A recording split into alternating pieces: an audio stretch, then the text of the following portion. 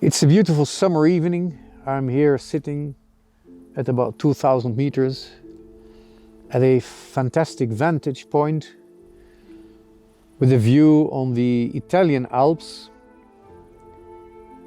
For those who want to know, in the valley of Aosta.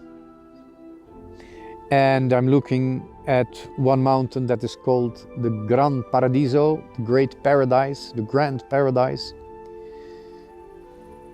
And that's a nice moment to think a little bit about the deeper meaning of initiations that we've talked about. The fact that there are passages, thresholds in our life where we enter into a new period. And that when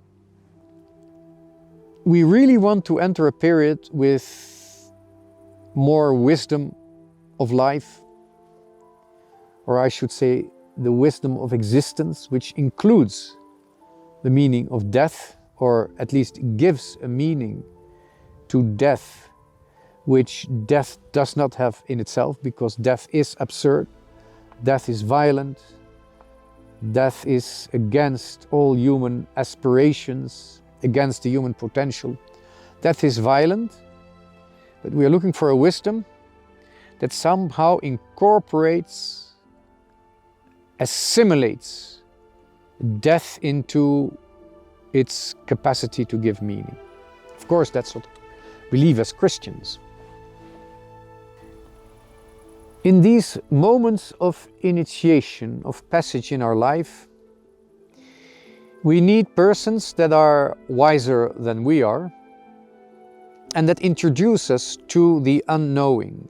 The greatest masters of initiation are not those who know, but those who teach us the wisdom of not knowing, of approaching the source and the end of reality that we cannot know by ourselves, and that these masters of initiation do not know by themselves either. That's why I am a little bit frightened by the term accompaniment, to accompany people. That's not the same as spiritual advice or being a spiritual father. Because a truly worthwhile counsel, it leads to the moment when you can be on your own, to moments where any accompaniment is impossible. Moments where you are on your own with God. Real authorities do not accompany. They give counsel to prepare you to be alone. To be alone and discover God. To go a lonely path to a mountain where you will find God. That's how, at least that's in a fatherly education, a very important part too. To stand on your own feet and answer for yourself.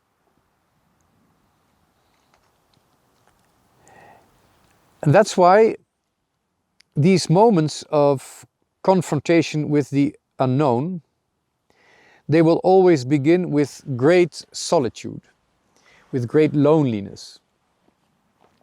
And we have to be prepared to pass there, to pass through that lonely moment. It will be like being in an abyss. Not just being alone,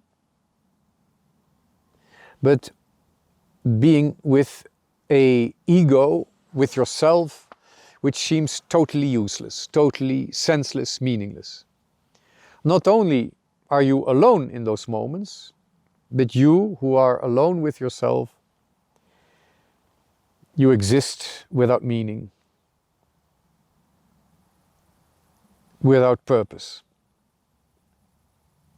Those moments are the abysmal moments. You're not just in an abyss, you're falling into an abyss. There seems to be no bottom.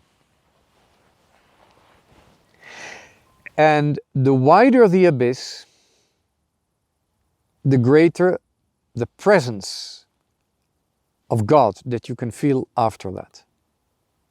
Because that's what this abyss is preparing. It is emptying your spirit, your life, your existence, in order to fill it with the divine presence, with the divine action, with divine proximity. This divine presence is always preceded by this moment of loneliness. Before coming to the city of God, you have to pass through the desert. And that's very hard for us to understand, because in our times there is so much noise, so much distraction, that not only it is difficult to be alone, but most people are scared to be alone, scared to be in silence, scared to listen to what echoes, what resounds in their soul. Listen to what echoes in their soul. Yet it is essential that before you can fill your heart and your soul and your mind with God, you have to empty them from what is useless, from what is meaningless, for what is a waste, for what is vanity.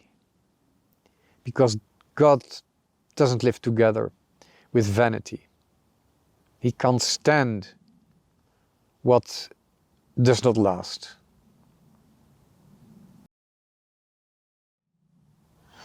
The Psalms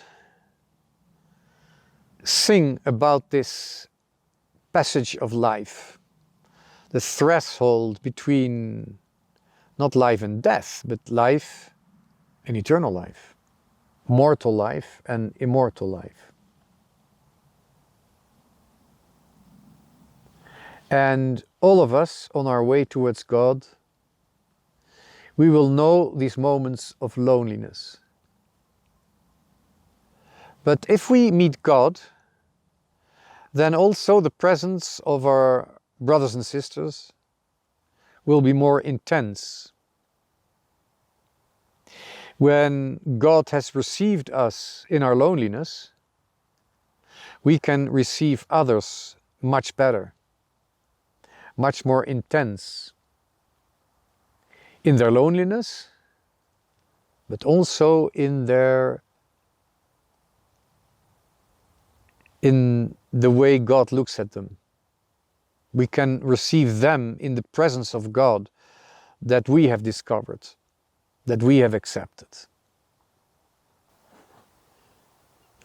On our way to God, there are always moments that we regret having asked the question, does God exist? We might regret to have asked, what's the meaning of life? Because once you've done that, there's no way back. There's no way back into darkness. There's no way back into meaninglessness. But when we have dared to be confronted with our own existence, then we are also unavoidably confronted by the loneliness of our existence, by the solitude of our soul, which is created by God. We are confronted by that silence that must be filled with a voice, that void that must be filled with a personal presence that can only be God's presence. So be not afraid to go through those moments of solitude, because they always precede the moments of divine presence. where through struggle, and as I said, we will sometimes regret having asked God to come into our lives, because it doesn't make things more simple, although it makes them less dark. It's good to remember that when you choose to live for a good reason, you have chosen to weep in the light, or I should say, prefer to weep in the light, to mourn in the light, to dancing and feasting and partying in darkness. That's the choice you make when you choose God. You prefer mourning in the light to dancing in the darkness. You may sometimes regret, you'll never doubt. These moments of darkness, they precede the moments of light.